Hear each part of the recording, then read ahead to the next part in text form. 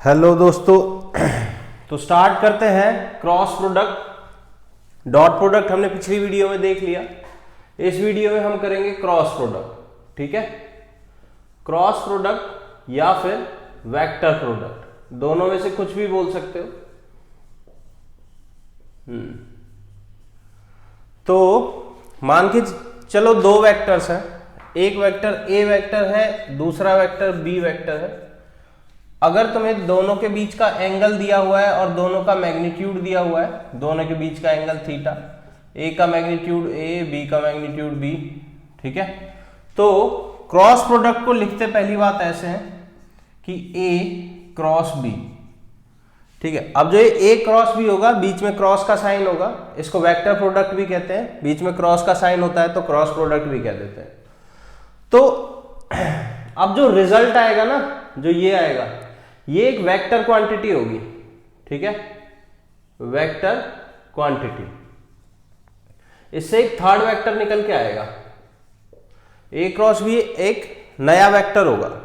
ठीक है, तो इसको एक नया वेक्टर मान लेते हैं। मान लेते हैं कि जो हमारा ए क्रॉस बी है वो क्या है, वो एक सी वेक्टर है। अब हमें ए क्रॉस बी निकालना है, तो मतलब हमें एक नया वेक्टर निकालना है। जब भी एक नया वेक्टर निकालना होगा तो उसकी दो चीजें निकालनी होंगी, उसका मैग्नीट्यूड और उसकी डायरेक्शन। ठीक है, तो इस सी वेक्टर की मैग्नीट्यूड और डायरेक्शन दोनों निकालनी है। तो सबसे पहले देखते हैं कि इसका मैग्नीट्यूड क्या होगा।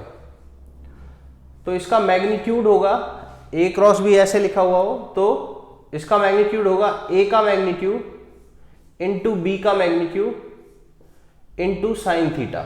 दोनों के बीच का जो भी एंगल हो उसका साइन ले लेंगे हम। ठीक है, और जो डायरेक्शन होगी, ठीक है, direction by right hand thumb rule. जो डायरेक्शन निकालेंगे by right hand thumb rule निकालेंगे। By right hand thumb rule क्या होता है मैं अभी बता रहा हूं। ठीक है, राइट हैंड थंब रूल। ठीक है, तो इसके राइट हैंड थंब रूल क्या कहता है? राइट हैंड थंब रूल ये कहता है कि ए क्रॉस बी जब करेंगे तो हम ए से बी की तरफ फिंगर्स को कर्ल करेंगे और जो हमारा थंब होगा वो हमारा ए क्रॉस बी की डायरेक्शन बताएगा, मतलब सी की डायरेक्शन बताएगा।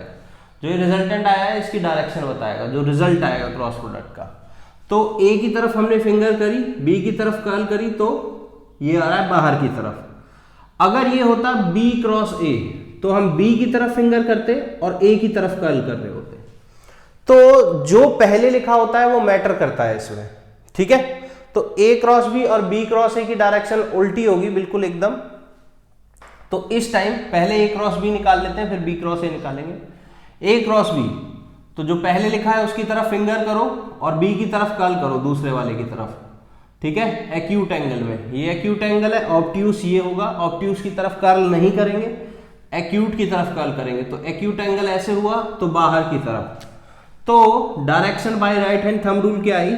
Outside the plane, outside the plane. तो बस इतना लिख के छोड़ाना है अगर ऐसे कुछ हो। मैग्नीट्यूड हो गया ये और डायरेक्शन हो गई आउटसाइड द प्लेन। ठीक है, ये हो गई डायरेक्शन बाहर की तरफ, ऐसे जो हमारी जेड एक्सेस होती है उस डायरेक्शन में हो गया। ठीक है, हर बार जेड एक्सेस की डायरेक्शन में नहीं होगा, वो तब होगा जब ए और बी एक्स वाई के प्लेन पे है, बोर्ड पे है, तो बाहर की तरफ। ठीक है, और अगर यहीं पर बी क्रॉस ए होता, अगर हम बी को ए से क्रॉस कर रहे होते तो ये दोनों इक्वल नहीं होते हैं, ध्यान रखना है। इसका भी अलग से मैग्नीट्यूड निकलेगा, इसकी भी डायरेक्शन निकलेगी। तो बी क्रॉस ए का जो मैग्नीट्यूड होगा वो क्या होगा? वो फॉर्मूला वही सेम होगा, इसका मैग्नीट्यूड इसका मैग्नीट्यूड इंटू साइन थीटा। तो बी का मैग्नीट्यूड ए का मैग्नीट्यूड इंटू साइन थीटा। अब जो डायरेक्शन होगी, डायरेक्शन वो हम राइट हैंड थंब रूल से निकालेंगे। तो देखो, अब बी से ए की तरफ कर्ल करेंगे, बी की तरफ फिंगर ले गए, ए की तरफ कर्ल की, तो इनसाइड द प्लेन आ रही है। ठीक है, तो वो आएगी इनसाइड द प्लेन। तो तुम देख सकते हो ए क्रॉस बी और बी क्रॉस ए में बस इतना ही फर्क है कि दोनों की डायरेक्शन डिफरेंट है, मैग्नीट्यूड दोनों का सेम है। इसको आगे पीछे लिखो कोई फर्क नहीं पड़ेगा। तो यहां से एक चीज ध्यान रखना कि ए क्रॉस बी और B क्रॉस A का मैग्नीट्यूड सेम है, तो तुम ऐसे लिख सकते हो, ठीक है। और दोनों की डायरेक्शन बिल्कुल अपोजिट होगी, मतलब एक बाहर की तरफ दूसरा अंदर की तरफ, तो हम ये कह सकते हैं कि ये वाला वेक्टर इसका नेगेटिव वेक्टर होगा, तो B क्रॉस A जो होगा वो -C होगा, ठीक है। तो अपोजिट साइड होगा C के, C बाहर की तरफ है तो -C अंदर की तरफ होगा, ठीक है। ये हम पढ़ चुके हैं नेगेटिव वेक्टर क्या होता है। तो यहीं से हम लिख सकते हैं कि A क्रॉस B जो है वो B क्रॉस A का नेगेटिव वेक्टर है, या फिर B cross A cross B का नेगेटिव वेक्टर है, एक दूसरे के नेगेटिव वेक्टर है। तो हम यहां से लिख सकते हैं A cross B is equals to minus of B cross A, क्योंकि दोनों का मैग्नीट्यूड सेम है और डायरेक्शन अपोजिट है। यही डेफिनेशन थी नेगेटिव वेक्टर की, ठीक है। मैग्नीट्यूड सेम है, हम देख सकते हैं मैग्नीट्यूड सेम है, डायरेक्शन बिल्कुल अपोजिट है, इस वाले की बाहर की तरफ, उस वाले की अंदर की तरफ।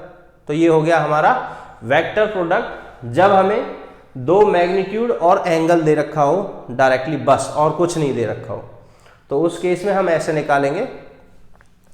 अब ये ध्यान रखना, जो ये A क्रॉस B और B क्रॉस A करके C या -C आया है, ठीक है, ये मेन इंपॉर्टेंट चीज है। तो ये जो A क्रॉस B या B क्रॉस A आया है, या तो ये बाहर की तरफ है या ये अंदर की तरफ है, तो दोनों ही केसेस में वो A के भी परपेंडिकुलर होगा, B के भी परपेंडिकुलर होगा। देखो अब जो ये डायरेक्शन है ये इस बोर्ड के परपेंडिकुलर है, तो बोर्ड पे लाई करने वाले सारे वेक्टर्स के परपेंडिकुलर होगा, तो A और B के भी परपेंडिकुलर होगा। तो हम कह सकते हैं A क्रॉस B A के परपेंडिकुलर होगा, A क्रॉस B B के भी परपेंडिकुलर होगा।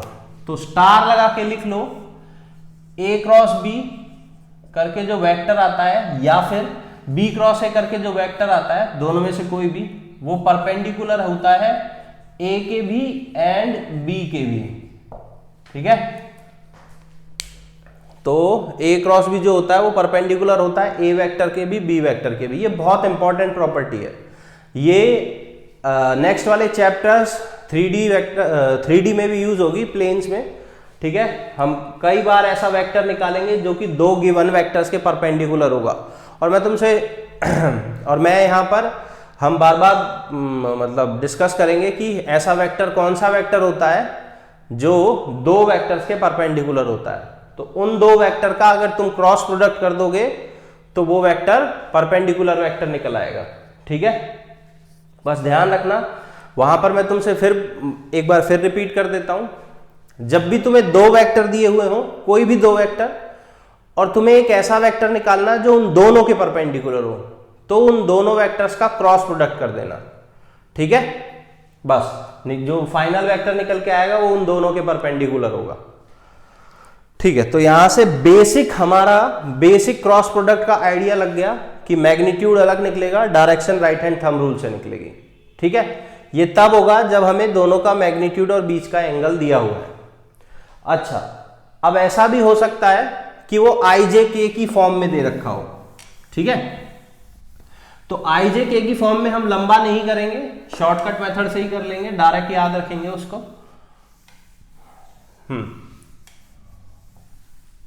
तो देखो, अब जो A वेक्टर को मान लेते हैं हम 2i minus 3j plus k, B vector को मान लेते हैं 3i minus j minus k। ये दो वेक्टर हो गए और इन दोनों का क्रॉस प्रोडक्ट निकालना है।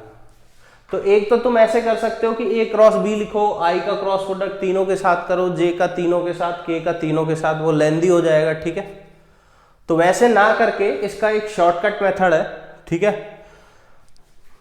तो वो कैसे होता है, A क्रॉस B अगर तुम्हें निकालना है, ठीक है, तो तुम क्या करोगे, एक डिटर्मिनेंट बनाओगे जिसमें फर्स्ट रो होगी I, J और K, और सेकंड रो होगी जो पहले वाला वेक्टर है उसके कोफिशिएंट्स, ठीक है, उसके कंपोनेंट। तो पहले वाला वेक्टर A है, तो 2 - 3 1, तो 2 - 3 1।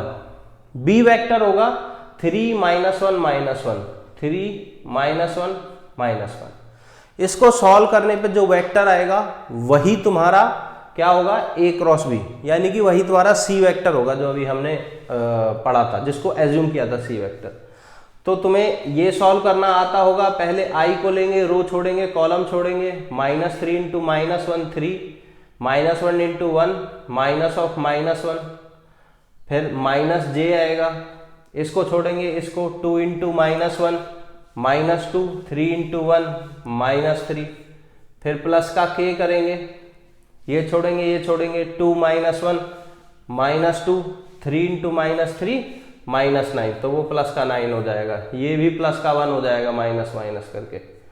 ठीक है, तो इस तरीके से फाइनल आंसर आएगा तुम्हारा 3 + 1 4i -2 -3 -5, ये एक माइनस बाहर है, प्लस का 5j -2 + 9 7k। इस तरीके से तुम्हें सॉल्व करके ये तीसरा वेक्टर आ गया। ठीक है, अब देखो इसमें ऑलरेडी डायरेक्शंस दे रखी हैं, तो स्पेशली डायरेक्शन नहीं निकालनी है राइट हैंड थंब रूल से या किसी और से। यहां पर हमें वेक्टर निकालना था i j k की फॉर्म में। जब वेक्टर होता है तो वो पहले से ही क्या होता है, कॉम्बिनेशन होता है मैग्नीट्यूड और डायरेक्शन का। ध्यान रखना, जब भी i j k की फॉर्म में है तो तुम्हें स्पेशली डायरेक्शन नहीं निकालनी है, स्पेशली मैग्नीट्यूड नहीं निकाल के दिखाना है, इतना निकाल दिया, खत्म। जब तक स्पेशली पूछा ना जाए कि इसका मैग्नीट्यूड निकालो, सिर्फ मैग्नीट्यूड या सिर्फ डायरेक्शन। मैग्नीट्यूड निकालने के लिए बोला जाए तो इसका मैग्नीट्यूड आएगा 4 का स्क्वायर प्लस 5 का स्क्वायर प्लस 7 का स्क्वायर, ये हो जाएगा इसका मैग्नीट्यूड। और डायरेक्शन निकालने के लिए बोला जाएगा तो इसके L, M और N निकाल देना। ठीक है, L, M, N क्या होते थे, डायरेक्शन कोसाइंस। L कैसे निकलेगा, 4 डिवाइडेड बाय इसका मैग्नीट्यूड, M 5 डिवाइडेड बाय इसका मैग्नीट्यूड, N निकलेगा 7 डिवाइडेड बाय इसका मैग्नीट्यूड। यही तुम्हारे cos अल्फा, cos बीटा और cos गामा भी थे, याद करो, फर्स्ट वीडियो में पढ़ा था वेक्टर की। तो यहां से बस तुम इतना निकाल लेना, खत्म। ये आया कैसे है, ये देखो आया ऐसे है, 2i की हमने तीनों के साथ करी, i की i के साथ होके 0 हो जाता है, वो सब अभी हम देख लेते हैं कैसे होता है। ठीक है, तो इसको जो सॉल्व करने पे आया उसका एक सिंपल रिप्रेजेंटेशन डिटर्मिनेंट है, वो तुम्हें बार बार डेराइव नहीं करना है, सीधा ये CBSE का मेथड है, सीधा लगाओ आंसर आएगा, खत्म बात। अब जरा देख लेते हैं कि i का i के साथ, j का j के साथ, k का k के साथ मिलके क्या होता है क्रॉस प्रोडक्ट में। जैसे हमने देखा था i डॉट i होता है 1, i डॉट j होता है 0, i डॉट k होता है 0। ठीक है, तो ऐसे ही इसमें i डॉट i वाला भी देख लेते हैं। ठीक है, तो अगर तो sorry i dot i cross i, ठीक है,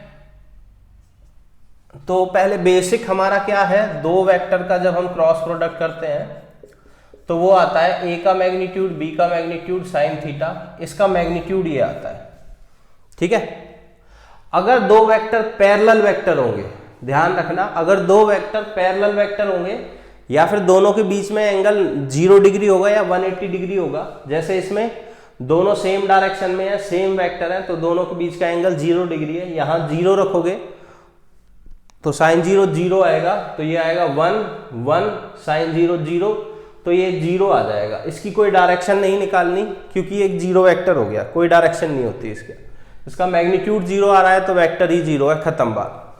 सो जैसे i क्रॉस i 0 हुआ है क्योंकि दोनों के बीच का एंगल 0 डिग्री है, इसलिए j क्रॉस j और k क्रॉस k ये भी तुम्हारा 0 ही आएगा क्योंकि इसमें भी एंगल क्या है, 0 डिग्री है दोनों वेक्टर्स के बीच में। तो सेम वेक्टर का क्रॉस प्रोडक्ट 0 आता है। याद करो सेम वेक्टर का डॉट प्रोडक्ट क्या था, a डॉट a जब हम किया था तो वो था a के मैग्नीट्यूड का स्क्वायर। अब अगर तुम a क्रॉस a करोगे, दोनों के बीच में एंगल कितना है 0, तो ये आएगा 0, खत्म बात है, ऐसे ध्यान रखना। ठीक है, अब पता लगाते हैं कि i क्रॉस j क्या होता है या फिर j क्रॉस i क्या होता है। ऐसे ही j क्रॉस k क्या होता है और k क्रॉस j क्या होता है। ऐसे ही k क्रॉस i क्या होता है और i क्रॉस k क्या होता है। ये 6 कॉम्बिनेशन और बनते हैं, ये हमें पता लगाने हैं। ये तो हमारा 0 0 0 हो गया, ये 0 नहीं होंगे क्योंकि इनके बीच में एंगल 90 डिग्री होगा, एक्स और वाई एक्सेस के बीच में 90 डिग्री का एंगल, तो साइन 90 की वैल्यू 1। तो इस तरीके से सब में साइन 90 होगा, सारे जो पेयर लिए हैं वो मैंने, उनके बीच में 90 डिग्री का एंगल होगा, तो साइन 91 होगा। तो इसका सबका आंसर क्या आएगा? एक वेक्टर क्वांटिटी आएगी क्रॉस प्रोडक्ट करने पे, वो किस डायरेक्शन में होगी ये देखना जरूरी है। ये एक्स एक्सेस है, ये वाई एक्सेस है, तो ये एक्स एक्सेस हो गई, ये वाई एक्सेस हो गई, ये आई वेक्टर, ये जे वेक्टर, दोनों की यूनिट 1 1 है, दोनों का मैग्नीट्यूड 1 1 है, तो यहां पर मैग्नीट्यूड तो 1 हो जाएगा। डायरेक्शन आई से जे की तरफ जाएंगे तो बाहर की तरफ निकलेगी, तो वो डायरेक्शन होती है के की डायरेक्शन, के मतलब जेड एक्सेस की डायरेक्शन। तो आई क्रॉस जे होता है के, जे क्रॉस आई नेगेटिव के होगा अंदर की तरफ, जे से आई की तरफ गए तो वो हो जाएगा माइनस के। ठीक है, तो बार बार ये करने की जरूरत नहीं है, एक ट्रिक देख लेते हैं हम, वो ट्रिक ध्यान रखना। अगर वो ट्रिक ध्यान रहेगी तो तुम फटफट से कर सकते हो ये सारे के सारे। उस ट्रिक में पहले एक सर्कल बनाना, आई जे के लिखना 3 जगह इसी रोटेशन में, और क्लॉकवाइज रोटेशन में सिंबल बनाना। अब देखो ये ट्रिक काम कैसे करती है। जब भी तुम क्लॉकवाइज डायरेक्शन में चलोगे, मतलब आई से जे जा रहे हो, तो तीसरे का पॉजिटिव आएगा। एंटी क्लॉकवाइज डायरेक्शन में चलोगे, जे से आई गए, जे से आई, तो तीसरे वाले का माइनस आएगा। यहां अप्लाई करते हैं, जे क्रॉस के गए, जे से के गए, क्लॉकवाइज डायरेक्शन है, तो प्लस का आई आएगा, यहां पर प्लस का आई। के क्रॉस जे गए, उल्टी डायरेक्शन में गए, ठीक है, एंटी क्लॉकवाइज डायरेक्शन में, तो आई का नेगेटिव आएगा, तो ये आ जाएगा माइनस आई। के क्रॉस आई गए, के से आई गए, डायरेक्शन क्लॉकवाइज है, तो प्लस का जे आएगा। ठीक है, और के क्रॉस आई क्रॉस के गए, उल्टी डायरेक्शन में गए, आई से के, तो माइनस का जे आएगा। तो इस तरीके से इनका क्रॉस प्रोडक्ट होता है। ठीक है, ये सेम हमने राइट हैंड थंब रूल से निकाला है, बट बार बार याद करने की जरूरत नहीं है, ये वाली ट्रिक अपना लेना। अब अगर तुम यही चीज कॉम्बिनेशन उस पिछले वाले प्रीवियस क्वेश्चन में करोगे तो वो क्वेश्चन तो बहुत लंबा हो जाएगा। ठीक है, डिटर्मिनेंट मेथड से ऐसे सॉल्व हो गया था वो, बट इस मेथड से वो बहुत लंबा हो जाएगा। बट कई बार क्या होगा, क्वेश्चन बहुत छोटा होगा, आई की फॉर्म में होगा, सिर्फ जे की फॉर्म में होगा, तो ये वाली चीज अपनाना, इससे और छोटा हो जाएगा तुम्हारा। ठीक है, तुम्हें ये कॉम्बिनेशन भी पता होने चाहिए। ठीक, तो यहां से क्रॉस प्रोडक्ट हमारा क्लियर हो चुका है। ठीक है, अभी इसकी बेसिक प्रॉपर्टीज पढ़ते हैं, इसकी प्रॉपर्टीज पढ़ना बहुत जरूरी है। ठीक, क्योंकि इसकी प्रॉपर्टीज काफी इंपॉर्टेंट है और उन्हीं के ऊपर क्वेश्चंस आते हैं। तो बच्चों, इसकी एक प्रॉपर्टी जो मैं अभी बता चुका हूं वो मैं दोबारा रिपीट करूंगा। दोबारा से रिपीट इसलिए कर रहा हूं कि बहुत इंपॉर्टेंट प्रॉपर्टी है, कि जब भी तुम्हें 2 वेक्टर दे रखे हो, कोई भी 2 वेक्टर, ए वेक्टर और बी वेक्टर दे रखे हैं, और तुम्हें एक तीसरा वेक्टर निकालना है, एन वेक्टर, जो कि इन दोनों के परपेंडिकुलर होना चाहिए। ठीक है, तो तुम क्या करोगे, ए क्रॉस बी कर दोगे, निकल आया परपेंडिकुलर वेक्टर, खत्म। ठीक है, तो इन दोनों वेक्टर्स के परपेंडिकुलर कौन सा वेक्टर होगा, एन वेक्टर, जो कि है ए क्रॉस बी के अलावा।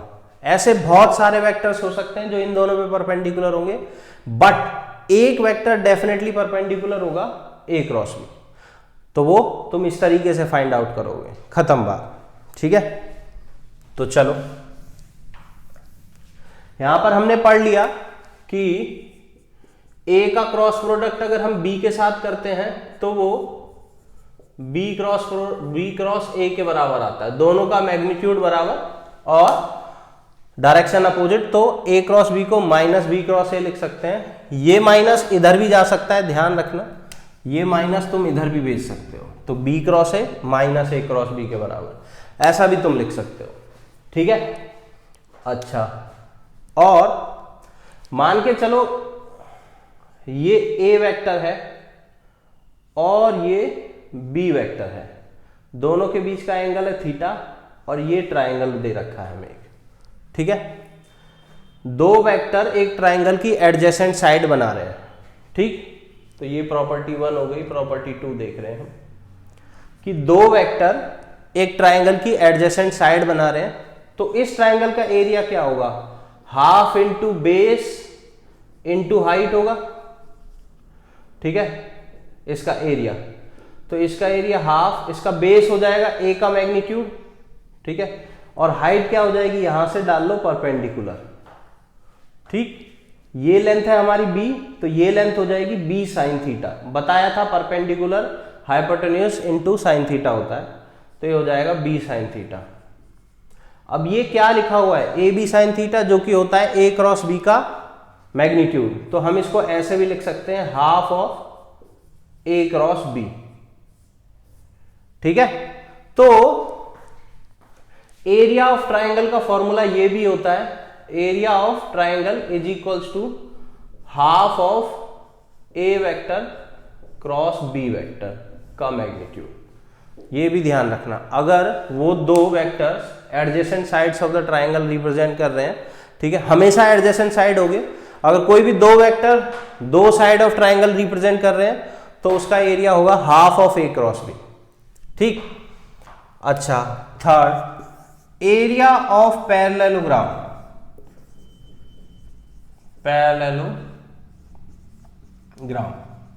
एरिया ऑफ पैरेललोग्राम क्या होगा, एरिया ऑफ पैरेललोग्राम क्या होगा, इसी को बनाते हैं पैरेललोग्राम।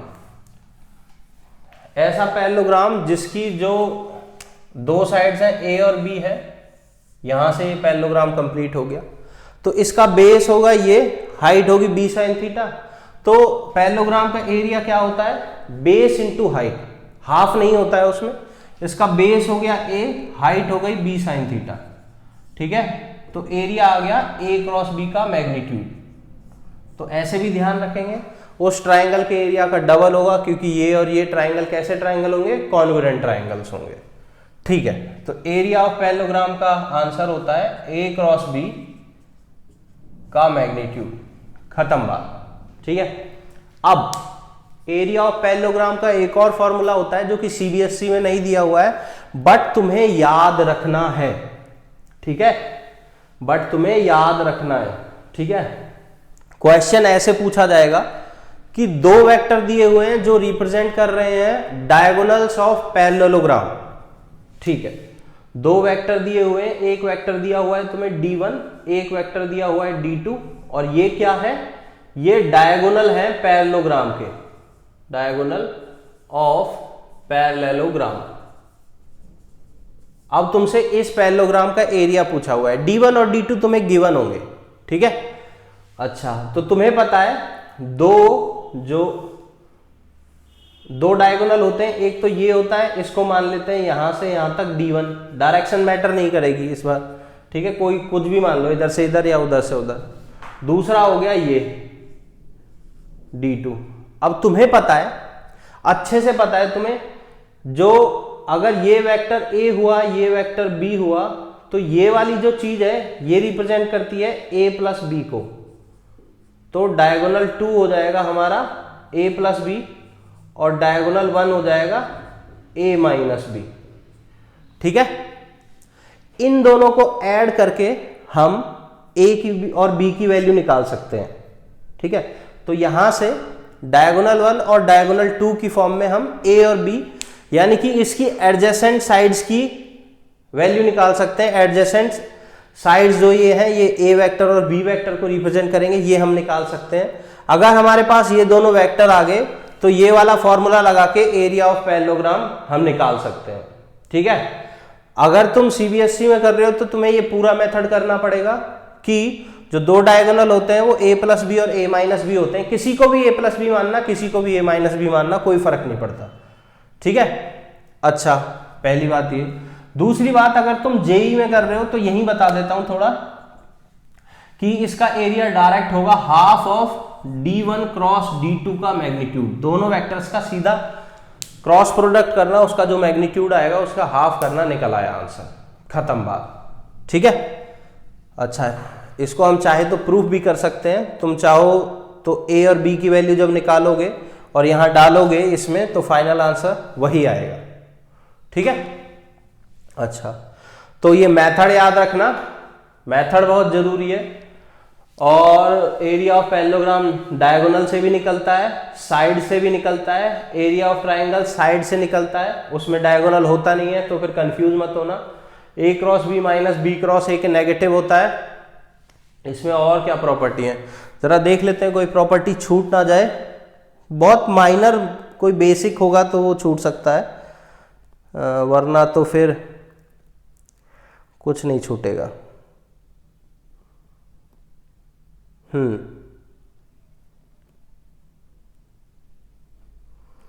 इसमें कुछ भी नहीं छूटा है, सारा कुछ कवर हो चुका है। ठीक है, तो यहां पर बच्चों मैं एनसीईआरटी ही देख रहा हूं, तुम्हारा सीबीएसई का सारा पोर्शन कंप्लीट हो चुका है। इससे ज्यादा तुम्हें कुछ पढ़ना नहीं है। एक मिनट, हाँ, तो अब हम क्या करेंगे, इसके ऊपर एक दो क्वेश्चन लगा लेते हैं। ठीक है, इसके ऊपर क्वेश्चन लगाने बहुत इंपॉर्टेंट है, वरना तो टॉपिक क्लियर नहीं होगा। इसकी प्रॉपर्टीज याद होना बहुत जरूरी है। ये तीनों प्रॉपर्टीज याद रखना, पहली, दूसरी, तीसरी। और एक वो कि दो वेक्टर्स के परपेंडिकुलर एक वेक्टर निकालना है तो उन दोनों का क्रॉस प्रोडक्ट कर देंगे, बस। और कोई प्रॉपर्टी याद मत रखना, ये प्रॉपर्टीज याद रख लेना क्रोस प्रोडक्ट की। क्रॉस प्रोडक्ट निकालते कैसे हैं ये याद रखना, डिटर्मिनेंट मेथड से निकालते हैं। आई क्रॉस आई क्या होता है, 0, जे क्रॉस जे होता है 0, के क्रॉस के होता है 0, और बाकी का आई क्रॉस जे क्रॉस आई ये सब निकालना होगा तो सर्कल का यूज करेंगे।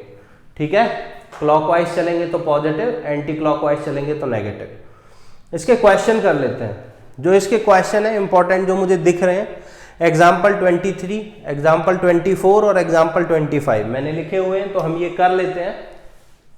एग्जाम्पल्स 23, 24 और 25, ये तीन एग्जाम्पल हम कर लेते हैं। तो एक बार तुम भी ट्राई करके देख लो बच्चों, वरना फिर यहीं पर साथ के साथ मेरे साथ साथ ट्राई करो। बुक हमेशा खोल के रखो साइड में। तो एग्जाम्पल 23 से स्टार्ट कर रहे हैं। कहाँ गया एग्जाम्पल 23? एग्जाम्पल 23 ये रहा। तो इसमें क्या दिया हुआ है, find unit vector perpendicular to each of vectors a plus B and a minus B, जिसमें a दिया हुआ है तुम्हें b दिया हुआ है। तो एग्जाम्पल 23 कर रहे हैं हम। तो a वेक्टर जो दिया हुआ है वो क्या दिया हुआ है तुम्हें दिया हुआ है i प्लस जे प्लस के, और b वेक्टर तुम्हें दिया हुआ है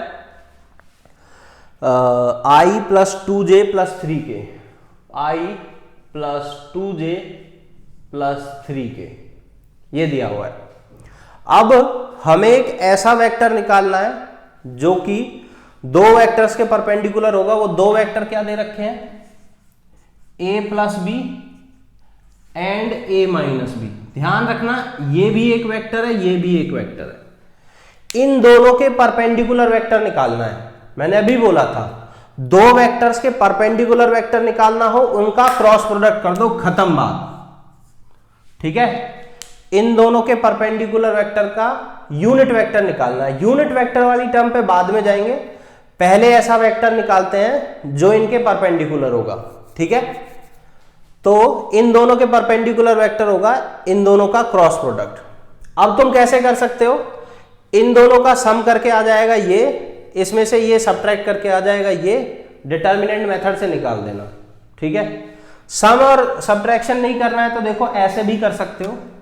ए का क्रॉस प्रोडक्ट दोनों के साथ करो तो ए क्रॉस ए, फिर ए का क्रॉस माइनस ए का क्रॉस प्रोडक्ट बी के साथ, ए का दोनों के साथ हो गया। फिर बी का करो प्लस बी का क्रॉस प्रोडक्ट ए के साथ और बी का क्रॉस प्रोडक्ट माइनस बी के साथ। ठीक है, अब तुम्हें ये अच्छे से पता है ए क्रॉस ए हमारा 0 होगा, क्योंकि दोनों के बीच में एंगल होगा 0 डिग्री, दोनों सेम डायरेक्शन में होंगे, तो ये हो जाएगा 0। सेम वेक्टर का सेम वेक्टर के साथ क्रॉस प्रोडक्ट 0 होता है। बी क्रॉस बी भी हमारा 0 हो जाएगा। हमें पता है ए क्रॉस बी और बी क्रॉस ए आपस में एक दूसरे के नेगेटिव होते हैं कि नहीं होते हैं? तो इस पे माइनस लगाऊंगा तो इसके बराबर आ जाएगा। तो इस पूरी क्वांटिटी को मैं क्या लिख सकता हूं, बी क्रॉस ए, ठीक है, प्लस बी क्रॉस ए। तो ये हो गया 2 times of B cross A. तो बच्चों देखो तुम ऐसे भी निकाल सकते हो वेक्टर कि तुम्हें a प्लस बी और a माइनस बी निकालने की जरूरत ही नहीं पड़ेगी, सीधा a और b से निकाल दो। तो a प्लस बी का cross product a minus B के साथ क्या आता है, 2 times of b cross a। या तो ऐसे कर दो, ऐसे नहीं करना तो पहले दोनों का सम करो, ये आ जाएगा, इसमें से ये माइनस करो, ये आ जाएगा, डिटर्मिनेंट मेथड अप्लाई करो, वो आ जाएगा। मैं डायरेक्ट इस पे डिटर्मिनेंट लगा रहा हूं b क्रॉस a पे, ठीक है। तो b क्रॉस a, ठीक है, 2 से मल्टीप्लाई बाद में कर लेंगे, पहले b क्रॉस a निकालते हैं। पहले आएगा i j k, तो वो क्या होगा 1 j k, तो पहले आएगा b वेक्टर 1 2 3, तो आएगा वो 1 2 3, a वेक्टर 1 1 1 1 1 1, ठीक है। यहां से क्रॉस प्रोडक्ट करेंगे, ये आएगा i, इसको छोड़ेंगे इसको तो 2 इंटू 2 माइनस 3 इंटू 1 3, फिर ये जे आएगा j माइनस j, इसको छोड़ेंगे तो 1 माइनस 3 प्लस का k, इसको छोड़ेंगे तो 1 माइनस 2, सॉल्व करेंगे तो क्या आएगा 2 minus 1 minus i, 1 minus 3 minus 2 तो प्लस का 2j और ये माइनस k, ठीक है। तो ये आया हमारा b क्रॉस a। अब इसको 2 से मल्टीप्लाई कर देंगे बोथ साइड, तो 2 से मल्टीप्लाई करेंगे तो फाइनल क्या आएगा -2i 4j प्लस का 4j माइनस 2k। अब प्रॉब्लम क्या है, देखो बच्चों, प्रॉब्लम ये है कि हमें ये वेक्टर नहीं निकालना था, हमें निकालना था इस डायरेक्शन में यूनिट वेक्टर। तो इस डायरेक्शन में एक वेक्टर आ गया, अब इसी डायरेक्शन में एक यूनिट वेक्टर कैसे निकालेंगे, बहुत आसान है, काफी आसान है। मैंने क्या बताया था, एक वेक्टर की डायरेक्शन में यूनिट वेक्टर कैसे निकालते हैं, एक है उस वेक्टर को उसके मैग्नीट्यूड से डिवाइड कर देते हैं। तो इस वेक्टर को अगर इसी के मैग्नीट्यूड से डिवाइड कर देंगे तो हमारे पास क्या आ जाएगा, यूनिट वेक्टर इस डायरेक्शन में। तो इसका मैग्नीट्यूड क्या होगा, इसका मैग्नीट्यूड होगा √4 plus 16 plus 4, that will be √24। √24 से होल इक्वेशन को डिवाइड कर देंगे तो आएगा -2/√24 i plus 4/√24j minus 2/√24 k। √24 को हम क्या लिख सकते हैं, 2√6 लिख सकते हैं आई गेस। तो 2 से 2 काटना है तो काट सकते हो, वरना ऐसे छोड़ के आना है, ऐसे भी छोड़ के आ सकते हो। मैं तो यही कहूंगा काट देना, कोई सन की टीचर आ गया तो वरना नंबर काट लेगा, ठीक है। √24 को हम लिख सकते हैं 2√6, तो 2 से 2 काटना, 2 काटना, 2 काटना, तो आंसर आ जाएगा। तो ध्यान रखो बच्चों, ये वाला मैंने किया है मेथड, मैं बस इसलिए नहीं किया है क्योंकि ये अच्छा मेथड है या ऐसा कुछ, मैंने इसलिए किया है ताकि तुम्हें पता होना चाहिए कि इस तरीके से भी हो सकता है, ये अल्टरनेट मेथड है। वरना बेस्ट यही है, ज्यादा दिमाग मत लगाओ, दोनों को ऐड करो, a प्लस बी निकालो, इसको इसमें से सब्ट्रैक्ट करो, a माइनस बी निकालो, क्रॉस प्रोडक्ट करो, तो खत्म बात। इसमें गलती होने के चांसेस ज्यादा होंगे तो गलती करो ही मत, ठीक है। बाकी अगर तुम शार्प करना चाहते हो तो ऐसे मेथड्स जरूर कोशिश करो, अगर जेईई मेंस की तैयारी कर रहे हो तो, ठीक है। तो यहां तक ये हमारा एग्जाम्पल 23 हो गया, ठीक है। चलो अब आगे बढ़ते हैं एग्जाम्पल 24 पे बच्चों।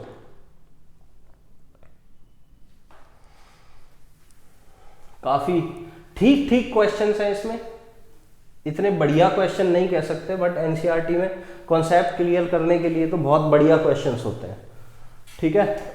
तो फट से करते हैं एग्जाम्पल 24।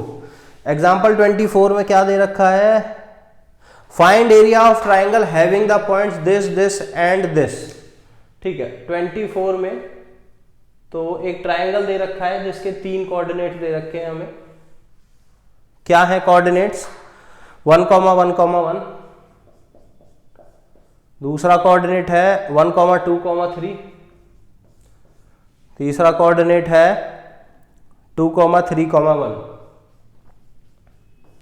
तो ये हमारा A, ये हमारा B, ये हमारा C, ठीक है। 3 पॉइंट्स दे रखे हैं, इसका एरिया निकालना है। अब इसको डिटर्मिनेंट मेथड से मत कर देना कि तीनों को रखा और फाइनल आंसर आ गया, वैसे नहीं करना है बच्चों। देखो कैसे करना है। अभी एरिया ऑफ ट्राइंगल हमने पढ़ा है कि एरिया ऑफ ट्राइंगल क्या होता है। अगर हमें दो साइड दे रखी है तो हाफ ऑफ जो उसकी एडजेसेंट साइड होती है उनका क्रॉस प्रोडक्ट। तो एडजेसेंट साइड क्या होगी, एक तो ये होगी और एक ये होगी, कोई भी दो निकाल सकते हो। हम निकाल लेते हैं BC, ये वाली और ये वाली, और AC, ठीक है, BC और AC, ठीक है। तो BC क्या आएगी, B के कोऑर्डिनेट्स में से इसके कोऑर्डिनेट, सॉरी C के कोऑर्डिनेट्स में से इसके कोऑर्डिनेट माइनस कर देंगे तो आ जाएगी CB, ठीक है, BC, ठीक है। तो ये इस तरीके से वेक्टर बनेगा, यहां से स्टार्ट होके यहां जाएगा। तो 2 - 1 1I, तो उसको I लिख सकते हैं। 3 - 2 1J, ठीक है। 1 - 3 - 2K, ये तो आ गया BC हमारा। अब हमारा AC निकालते हैं, यानी कि C के कोऑर्डिनेट्स में से A के कोऑर्डिनेट माइनस करने हैं, ये, ठीक है। तो 2 में से 1 गया तो 1I, 2 में से 1 गया तो सॉरी 3 में से 1 गया तो 2J, 1 में से 1 गया तो 0K।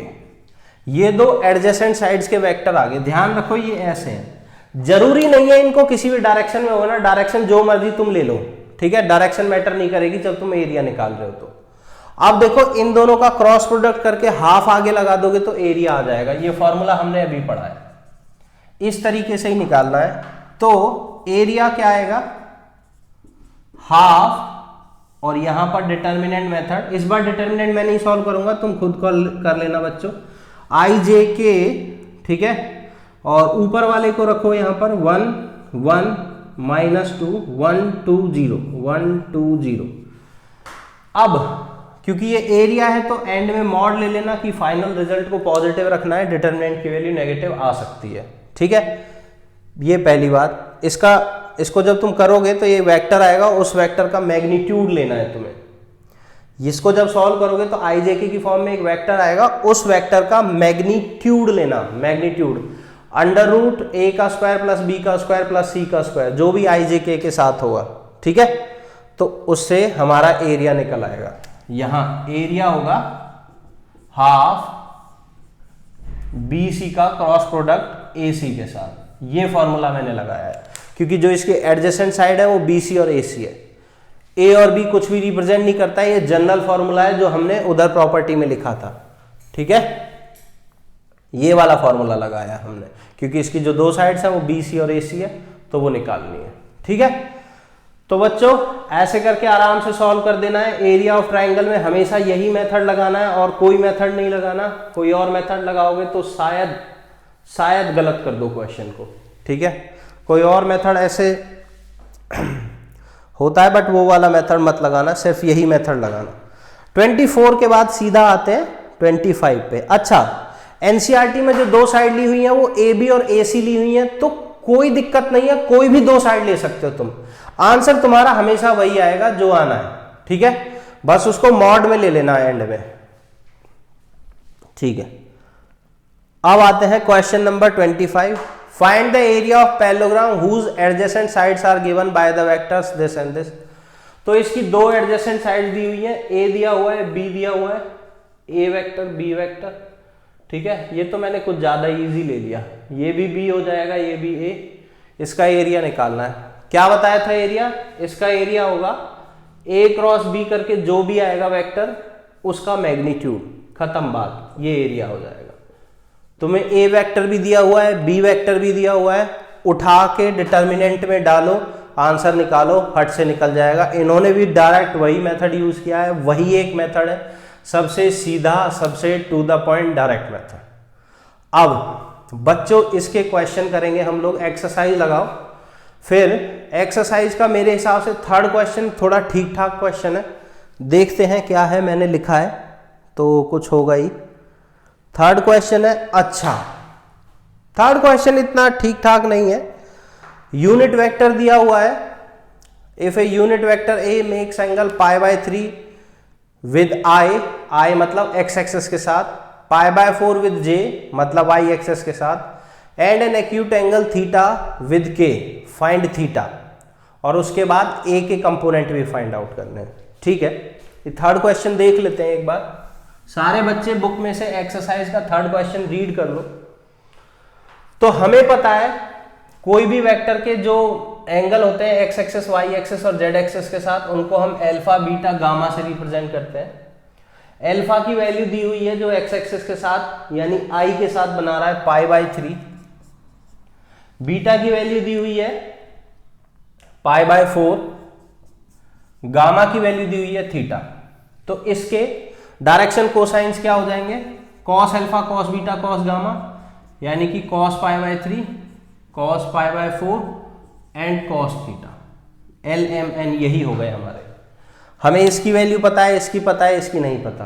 हमें डायरेक्शन कोसाइंस की एक प्रॉपर्टी पता है, इन तीनों का स्क्वायर करके ऐड करेंगे तो 1 आएगा। तो cos π/3 होता है हमारा 1/2, तो 1/2 का स्क्वायर कर लेते हैं, प्लस cos π/4 होता है 1/√2, तो उसका स्क्वायर कर लेते हैं। इसको cos थीटा ही छोड़ते हैं तो ये हो जाएगा cos स्क्वायर थीटा, इसका सम आएगा 1। ये हो गया 1/4 प्लस 1/2, 1/4 प्लस 1/2 मिलके हो गया 3/4।